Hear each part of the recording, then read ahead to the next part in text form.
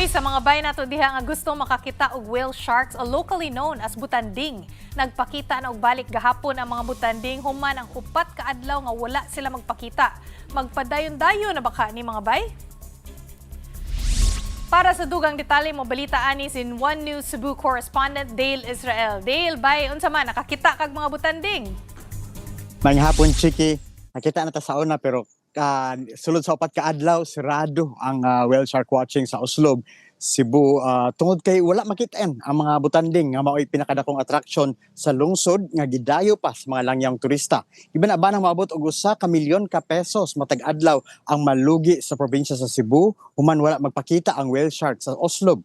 Mudawat ang lungsod og labaw sa 1,000 ka mga bisita matag adlaw tungod sa whale shark watching samtang moabot og usab og 8 hangtod 9 kagatos ka turista sa mga ordinaryong adlaw. Sumala kang Oslob Tourism Officer Elsie Rinolo, padayon gahapon ang operasyon sa whale shark watching matag buntag apan walay garantiya kung karon kung makakita ba gyud og whale shark ang mga turista.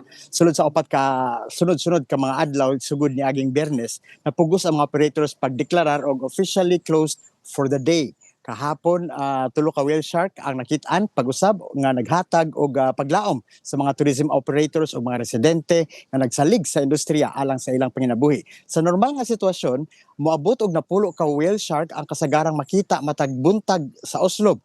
Diin magsugod ang operasyon alas 6 sa buntag. Sumala ka Provincial Tourism Officer Rowena Montesilio, dakong kawadon ang kumahunong ang whale shark watching activity sa Oslob.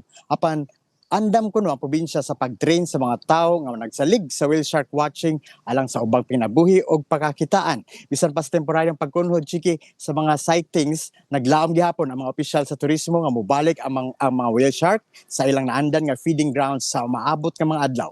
Balikan nimo, Chiki. Daghan king salamat nimo bay. Mao to si Dale Israel gikan sa One News Cebu.